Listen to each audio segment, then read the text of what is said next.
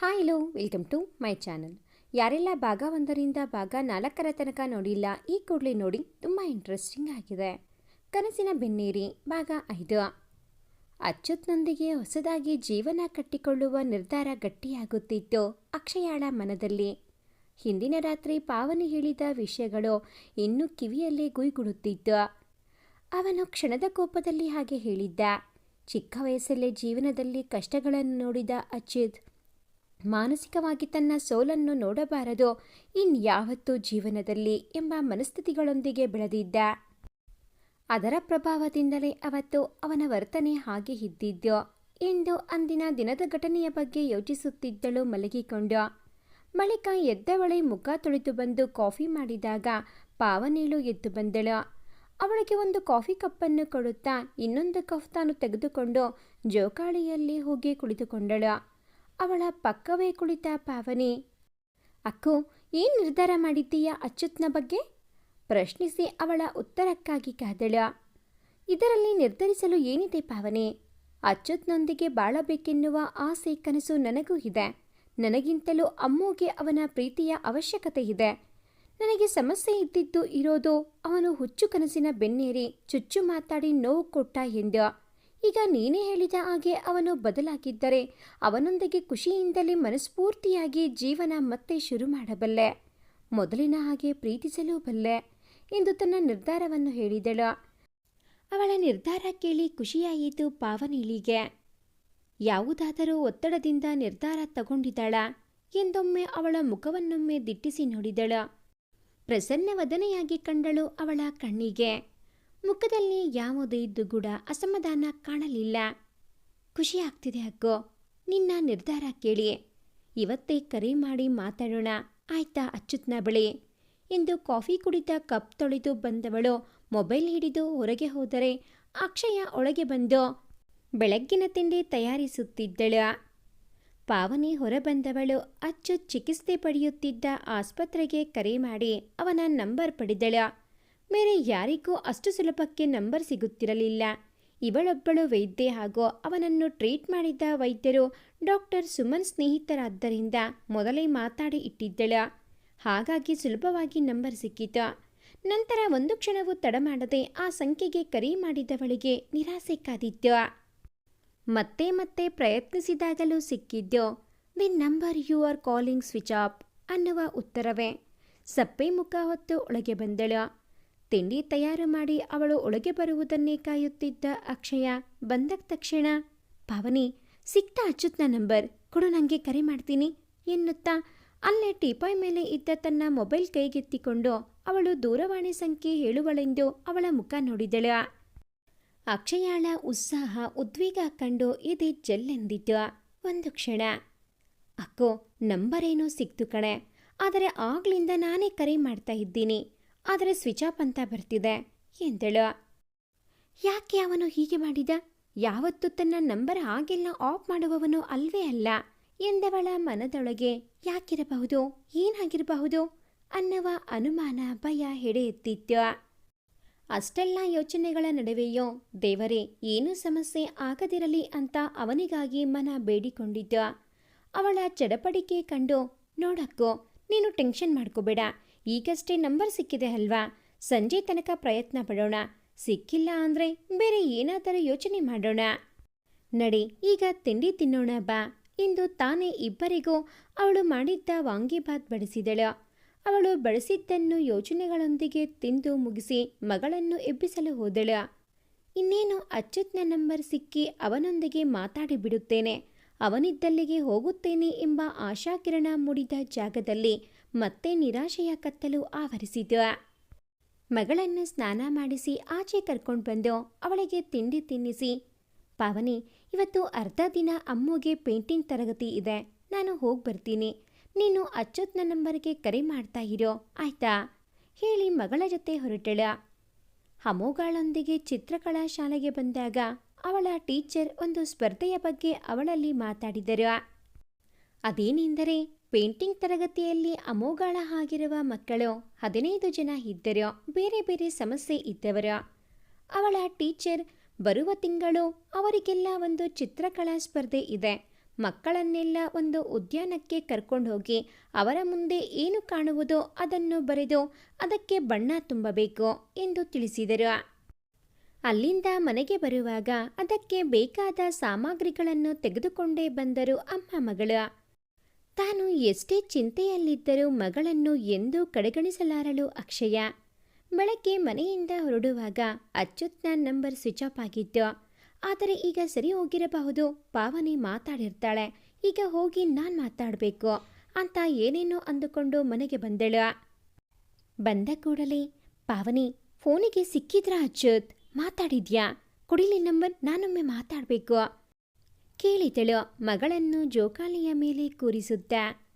ಬೆಳಗ್ಗಿನಿಂದ ಅವನಿಗೆ ಕರೆ ಮಾಡಿ ಮಾಡಿ ಸೋತು ಹೋಗಿದ್ದ ಪಾವನಿ, ಅಕ್ಕೋ ಇಲ್ಲ ಕಣೆ, ಇನ್ನೆರಡು ನಂಬರ್ ಸಿಕ್ತು, ಅದಕ್ಕೂ ಮಾಡ್ತಾ ಇದ್ದೀನಿ, ಬೆಳಗ್ಗಿನಿಂದ ಎಲ್ಲವೂ ಸ್ವಿಚ್ ಆಫ್ ಅಂತಾನೆ ಬರ್ತಿದೆ ಎಂದುತ್ತರಿಸಿದಳು ಸಪ್ಪೆ ಮೊರೆ ಮಾಡಿ. ದುಃಖ ತಡೆಯಲಾರದೆ ಕುಸಿದು ಬಿಕ್ಕಿದಳು ಅಕ್ಷಯ. ಅವಳ ಬಳಿ ಧಾವಿಸಿದ ಪಾವನಿ ಅಕ್ಷಯಾಳನ್ನು ಬಿಗಿದಪ್ಪಿದಳು. ಅಕ್ಷಯ ನೋಡಿಲ್ಲಿ, ನಂಬಿಕೆ ಕಳ್ಕೊಬೇಡ ಪ್ಲೀಸ್, ಪ್ರಯತ್ನ ಮಾಡ್ತಾನೆ ಇರೋಣ ಎಂದಳು ಸಮಾಧಾನಿಸಿದಳು. ಪಾವನಿ ಏನಾಗಿರಬಹುದು ಅಚ್ಯುತ್ನಿಗೆ? ಭಯ ಆಗ್ತಿದೆ ಕಣೆ, ಎಲ್ಲ ಫೋನ್ಗಳು ಬಂದಾಗಿವೆ ಅಂದರೆ ಏನರ್ಥ? ಹಾಂ, ಅವನ ಮ್ಯಾನೇಜರ್ ಸುಬ್ರಹ್ಮಣ್ಯ ಅಂಕಲ್ ನಂಬರ್ ಸಿಗುತ್ತಾ ನೋಡು. ಕೊನೆಯ ಅಸ್ತ್ರ ಎಂಬಂತೆ ಅವರನ್ನು ನೆನಪಿಸಿಕೊಂಡಳು ಅಕ್ಷಯ. ಆಯ್ತಮ್ಮ, ನೋಡು ಈಗ ಅಳೋದು ನಿಲ್ಸು, ಎದ್ದೇಳು ಬಾ, ಸುಬ್ರಹ್ಮಣ್ಯ ಅಂಕಲ್ ನಂಬರ್ ಸಿಗುತ್ತಾ ನೋಡ್ತೀನಿ. ಕೆಳಗೆ ಕುಸಿದು ಕುಳಿತ ಅಕ್ಷಯಾಳನ್ನು ಎಬ್ಬಿಸಿ ಸೋಫಾದಲ್ಲಿ ಕೂರಿಸಿದಳು ಪಾವನಿ. ಸ್ವಲ್ಪ ಹೊತ್ತಿನ ಬಳಿಕ, ಪಾವನಿ ಇದೆಂಥ ವಿಧಿಯೇ ನಂದು, ಮೊನ್ನೆವರೆಗೂ ಬೆಂಗಳೂರಲ್ಲೇ ಇದ್ನಲ್ಲ ಅವನು, ಈಗ ನಾನು ಮನಸ್ಸು ಬದಲಾಯಿಸಿದ್ದೀನಿ ಅನ್ನುವಾಗ ಹೀಗೇಗಾಯಿತು? ಮತ್ತೆ ಕಣ್ಣೀರಾದಳು. ಜೋಕಾಳಿಯಲ್ಲಿ ಕುಳಿತಿದ್ದ ಅಮೋಘ ಎದ್ದು ಬಂದವಳು ಅಂಗಡಿಯಿಂದ ಬರುವಾಗ ತಂದಿದ್ದ ಸಾಮಾನುಗಳನ್ನೆಲ್ಲ ಚೆಲ್ಲಾಡಿದಳು, ತನ್ನದೇ ರೀತಿಯಲ್ಲಿ ಖುಷಿಪಡುತ್ತಾ. ಆ ಪುಟ್ಟ ಮನಸ್ಸಿಗೆ ದೊಡ್ಡವರ ಮನದ ತೊಳಲಾಟ ನರಳಾಟ ಒಂದೂ ತಿಳಿಯಲಿಲ್ಲ. ಅಮೋಘಾಳ ಬಳಿ ಸಾಗಿದ್ದ ಪಾವನಿ ಅವಳನ್ನು ಎತ್ತಿಕೊಂಡು ಬಂದು ಅಕ್ಷಯಾಳ ಪಕ್ಕ ಕುಳಿತಳು. ಅಕ್ಕೋ ನೋಡಿವಳನ್ನು, ನೀನು ಹೀಗಿದ್ರೆ ಇದಕ್ಕೇನರ್ಥ ಆಗುತ್ತೆ ಎಂದಳು ದುಃಖದಿಂದ ಅಕ್ಷಯಾಳನ್ನು ಹೊರತರುವ ಸಲುವಾಗಿ. ಮಗಳ ಕಡೆ ನೋಡಿದವಳಿಗೆ ಚಿತ್ರಕಲಾ ಶಾಲೆಯಲ್ಲಿ ಸ್ಪರ್ಧೆ ಬಗ್ಗೆ ಹೇಳಿದ್ದು ನೆನಪಾಯಿತು. ಇವಳಿಗೆ ಮುಂದಿನ ತಿಂಗಳು ಮೊದಲ ವಾರ ಚಿತ್ರಕಲೆಯ ಸ್ಪರ್ಧೆ ಇದೆಯಂತೆ ಕಣೆ, ಪಾರ್ಕ್ ವ್ಯೂ ಪೇಂಟಿಂಗ್ ಅಂತ. ಕಣ್ಣ ಮುಂದೆ ಕಾಣುವ ದೃಶ್ಯವನ್ನು ಚಿತ್ರ ಬಿಡಿಸಿ ಬಣ್ಣ ಹಚ್ಚಬೇಕು ಎಂದು ಗೆಳತಿಗೆ ವಿವರಿಸಿದಳು. ಸರಿ, ನೀನು ಮಗಳ ಕಡೆ ಗಮನ ಕೊಡು, ನಾನು ಅಚ್ಯುತ್ನ ಬಗ್ಗೆ ವಿಚಾರಿಸ್ತೀನಿ, ಬೇಕಾದರೆ ಸಂತೋಷ್ ಹೆಲ್ಪ್ ತಗೊಳ್ಳೋಣ. ಅವನ ಸ್ನೇಹಿತ ಒಬ್ಬ ಪೊಲೀಸ್ ಇಲಾಖೆಯಲ್ಲಿ ಇದ್ದಾನಂತೆ. ಬೆಳಗ್ಗೆ ಕರೆ ಮಾಡಿದ್ದಾಗ ಇಲ್ಲಿನ ವಿಷಯ ತಿಳಿಸಿದಾಗ ಹೇಳಿದ, ಏನಾದರೂ ಸಹಾಯ ಬೇಕಿದ್ರೆ ಕೇಳು ಅಂತ. ನೀನು ಚಿಂತೆ ಮಾಡಬೇಡ ಅಕ್ಕೋ, ಆಶ್ವಾಸನೆ ಇಟ್ಟಳು ಗೆಳತಿಗೆ. ದಿನಗಳು ಸದ್ದಿಲ್ಲದೆ ಸರಿದು ಹೋಗುತ್ತಿದ್ದವು. ಪಾವನಿ ತನ್ನ ಕೆಲಸದ ಜೊತೆ ಅಚ್ಯುತ್ನ ಹುಡುಕಾಟವನ್ನು ಆರಂಭಿಸಿದಳು. ಇತ್ತ ಅಕ್ಷಯ ತನ್ನ ಬೋಟಿಕ್ ಕೆಲಸವನ್ನು ಮಧುಗೆ ನೋಡಿಕೊಳ್ಳಲು ಹೇಳಿ ತಾನು ಬರೀ ಮೇಲುಸ್ತುವಾರಿ ನೋಡಿಕೊಂಡು ಹೆಚ್ಚಿನ ಸಮಯ ಅಮೋಘ ಜೊತೆ ಕಳೆಯುತ್ತಿದ್ದಳು. ತನ್ನ ಮನೆಯ ಹೊರಗೆ ಕಾಣುವ ದೃಶ್ಯಗಳನ್ನು ತೋರಿಸಿ ಚಿತ್ರ ಬಿಡಿಸಲು ಹೇಳಿ ಅರ್ಥ ಮಾಡಿಸಿ ಬಣ್ಣ ತುಂಬುವಂತೆ ಹೇಳುತ್ತಿದ್ದಳು. ಅದರಂತೆ ಅವಳು ಮಾಡುತ್ತಿದ್ದಳು. ಟಿವಿ ವಾಹಿನಿಯವರು ರಾಪ್ ಸ್ಟಾರ್ ಈಗ ಪಾಪ್ ಸ್ಟಾರ್, ಯಶಸ್ವಿ ಹಾಡುಗಳ ಸರದಾರ, ನೇಪಥ್ಯಕ್ಕೆ ಸರಿದಾರ ಅಂತೆಲ್ಲ ಮನಸ್ಸಿಗೆ ಬಂದ ಹಾಗೆ ಬಿಂಬಿಸುತ್ತಿದ್ದರು. ಅದನ್ನು ಕಂಡಾಗೆಲ್ಲ ಜೀವ ಹಿಂಡುತ್ತಿತ್ತು ಅಕ್ಷಯಾಗೆ. ಅವಳು ಅವಳಿಗೆ ತಿಳಿದವರ ಬಳಿ ಎಲ್ಲ ಅವನ ಬಗ್ಗೆ ವಿಚಾರಿಸುತ್ತಿದ್ದಳು. ಸಕಲೇಶ್ಪುರದ ತನ್ನ ಮನೆಗೆ ಅಚ್ಯುತ್ನನ್ನು ಕರೆದುಕೊಂಡು ಬಂದ ಸುಬ್ರಹ್ಮಣ್ಯ ಅವನನ್ನು ಮಗನ ಹಾಗೆ ನೋಡಿಕೊಳ್ಳುತ್ತಾ ಅವನನ್ನು ಆದಷ್ಟು ಲವಲವಿಕೆಯಿಂದ ಇರುವಂತೆ ಮಾಡುತ್ತಿದ್ದರು. ಅಲ್ಲಿಗೆ ಬಂದ ಶುರುವಿನಲ್ಲಿ ಏನೂ ಬದಲಾವಣೆಗಳೇ ಇರಲಿಲ್ಲ. ಬರುಬರುತ್ತಾ ಅಲ್ಲಿನ ಪರಿಸರ, ಗುಡ್ಡ, ಜರಿ ಎಲ್ಲವೂ ಅವನಲ್ಲಿ ಸಣ್ಣ ಸಣ್ಣ ಬದಲಾವಣೆಗಳನ್ನು ತರುವಲ್ಲಿ ಯಶಸ್ವಿಯಾಗಿತ್ತು. ಮುಂಚೆ ಒಬ್ಬನೇ ಕೋಣೆಯೊಳಗೆ ಕೂರುತ್ತಿದ್ದವನು ಈಗ ಹೊರಗಡೆ ಅಂಗಳದಲ್ಲಿ ಓಡಾಡುತ್ತಿದ್ದ. ಯಾರೊಂದಿಗೂ ಮಾತನಾಡದವನು ಸುಬ್ರಹ್ಮಣ್ಯ ಅವರ ಜೊತೆ ಹಾಡುಗಳ ಬಗ್ಗೆ ಚರ್ಚಿಸುವಷ್ಟು ಬದಲಾಗಿದ್ದ.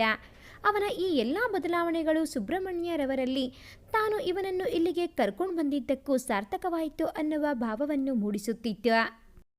ಅಚ್ಯುತ್ ಸಕಲೇಶ್ಪುರಕ್ಕೆ ಬಂದು ಅದಾಗಲೇ 1 ತಿಂಗಳು ಕಳೆಯಿತು. ದಿನೇ ದಿನೇ ಮಾನಸಿಕವಾಗಿ ಸದೃಢವಾಗುತ್ತಿದ್ದ. ಕೀಳರಿಮೆಯಿಂದ ನಿಧಾನವಾಗಿ ಹೊರಗೆ ಬರುತ್ತಿದ್ದ. ಒಮ್ಮೊಮ್ಮೆ ಸುಬ್ರಹ್ಮಣ್ಯರವರಿಗೆ ಅನಿಸುತ್ತಿತ್ತು, ಎಷ್ಟು ಹೆಸರು ಮಾಡಿದರೇನೋ, ಎಷ್ಟು ದುಡ್ಡು ಗಳಿಸಿದರೇನೋ, ಮಾನಸಿಕ ತೃಪ್ತಿ ನೆಮ್ಮದಿ ಒಂದಿಲ್ಲದಿದ್ದರೆ ಎಲ್ಲವೂ ಗೌಣವೆಂದು. ಅಚ್ಯುತ್ನನ್ನು ಕಂಡಾಗೆಲ್ಲ ಈ ಯೋಚನೆ ಪದೇ ಪದೇ ಅವರ ಮನದಲ್ಲಿ ಮೂಡುತ್ತಿತ್ತು. ಅಚ್ಯುತ್ ಈಗ 10-15 ದಿನಗಳಿಂದ ಗೆಲುವಾಗಿ ತಾನೇ ಹಾಡುಗಳನ್ನು ಬರೆದು ರಾಗ ಸಂಯೋಜನೆ ಮಾಡುವಷ್ಟರ ಮಟ್ಟಿಗೆ ಸುಧಾರಿಸಿದ್ದ. ಅದನ್ನು ಗಮನಿಸಿದ ಸುಬ್ರಹ್ಮಣ್ಯರವರು, ಸರೀಗ ಮೊದಲಿಗಿಂತ ಗೆಲುವಾಗಿದ್ದೀರಿ, ಬೆಂಗಳೂರಿಗೆ ಹೋಗೋಣ್ವಾ ಕೇಳಿದರು. ಅವರ ಪ್ರಶ್ನೆಗೆ, ಮಣಿ ಇಲ್ಲೇ ಇದ್ಬಿಡೋಣ ಅನ್ನಿಸ್ತಿದೆ, ಅಲ್ಲಿಗೆ ಬಂದರೆ ಮತ್ತೆ ಅದೇ ಜನರ ಮಧ್ಯೆ ಸ್ಪರ್ಧಾತ್ಮಕ ಬದುಕು, ಅವರ ಮಧ್ಯೆ ಗುರುತಿಸಿಕೊಳ್ಳಲು ಹೆಣಗಾಡಬೇಕು, ಮತ್ತೆ ಸೋಲಾದರೆ ಮನಸ್ಸಿಗೆ ನೋವು, ಇದ್ಯಾವುದೂ ಇಲ್ಲದೆ ಇಲ್ಲೇ ಇದ್ದು ಬಿಡೋಣ ಅನ್ನಿಸ್ತಿದೆ ಎಂದ.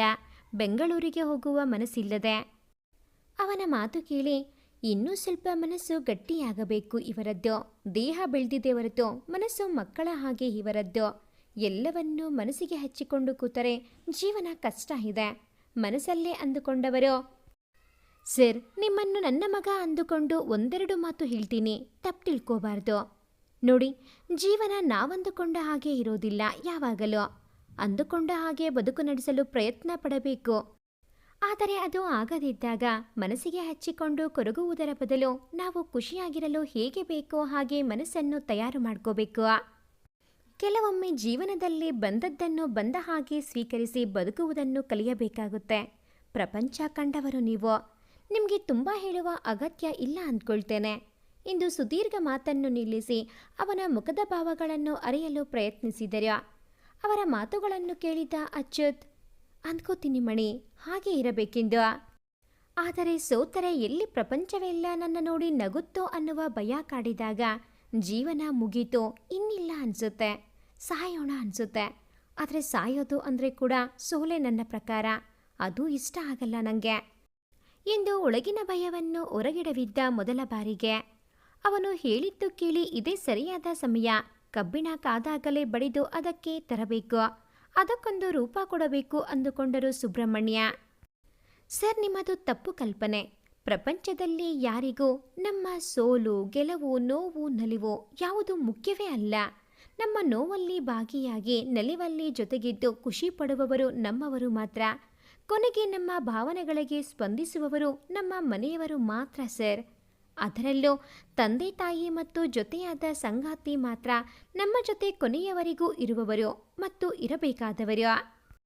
ಅದು ಬಿಟ್ಟು ಮಿಕ್ಕವರಿಗೆ ಒಂದು ಕ್ಷಣ ಒಂದು ದಿನದ ಮಾತಿಗೆ ಆಹಾರ ಅಷ್ಟೇ ನಮ್ಮ ಜೀವನದ ಆಗು ಹೋಗುಗಳು. ನಾಳೆ ಬೆಳಗ್ಗೆ ಎದ್ದಾಗ ಅವರಿಗದು ಮುಖ್ಯ ಅನ್ನಿಸುವುದೇ ಇಲ್ಲ. ಮತ್ತೆ ಇನ್ನೊಂದು ಹೊಸ ವಿಷಯ ಸಿಕ್ಕಾಗ ನಮ್ಮ ಕತೆ ಮರೆತೇ ಹೋಗಿರುತ್ತೆ ಎಂದು ಅವನ ಮನಸ್ಸಿಗೆ ಅರ್ಥ ಮಾಡುವ ಕಾಯಕಕ್ಕೆ ಹೇಳಿದರು.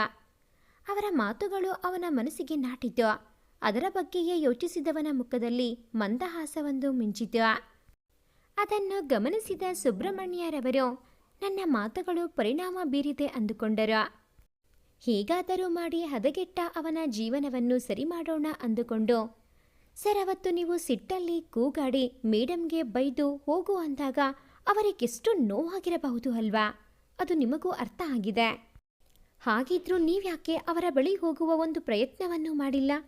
ಪಾಪ 3 ವರ್ಷ ಅಷ್ಟು ಪ್ರೀತಿ ಪಡೆದ ನಿಮ್ಮ ಮಗಳು ನಿಮ್ಮನ್ನು ಎಷ್ಟು ನೆನೆಸ್ಕೊಂಡಿರಬೇಕು. ಒಂದ್ಸಲ ಹೋಗಿ ಮಾತಾಡಿ ಸರ್.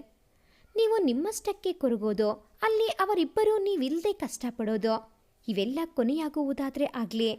ಇಂದು ಸುಬ್ರಹ್ಮಣ್ಯ ಬೇರೆಯಾದ ಗಂಡ ಹೆಂಡತಿಯನ್ನು ಒಂದಾಗಿಸುವ ನಿಟ್ಟಿನಲ್ಲಿ ದೊಡ್ಡ ಹೆಜ್ಜೆಯೊಂದನ್ನು ಇಟ್ಟೇ ಬಿಟ್ಟರು. ಸುಬ್ರಹ್ಮಣ್ಯರವರ ಪ್ರಯತ್ನ ಫಲಿಸುವುದಾ? ಅಕ್ಷಯ ಮತ್ತು ಅಚ್ಯುತ್ ಇಬ್ಬರು ಒಂದಾಗುತ್ತಾರಾ? ಕಾಯ್ದು ನಿರೀಕ್ಷಿಸಿ. ಭಾಗ 6 ಮುಂದುವರಿಯುತ್ತದೆ.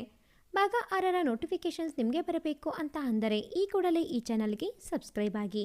ಹಾಗೆಯೇ ಈ ಒಂದು ಕತೆ ನಿಮಗೆ ಇಷ್ಟ ಆಗಿದ್ದಲ್ಲಿ ಪ್ಲೀಸ್ ಲೈಕ್ ಮಾಡಿ, ಶೇರ್ ಮಾಡಿ, ಹಾಗೆಯೇ ಕಾಮೆಂಟ್ ಮಾಡೋದನ್ನು ಮರಿಬೇಡಿ. Thanks for watching this video.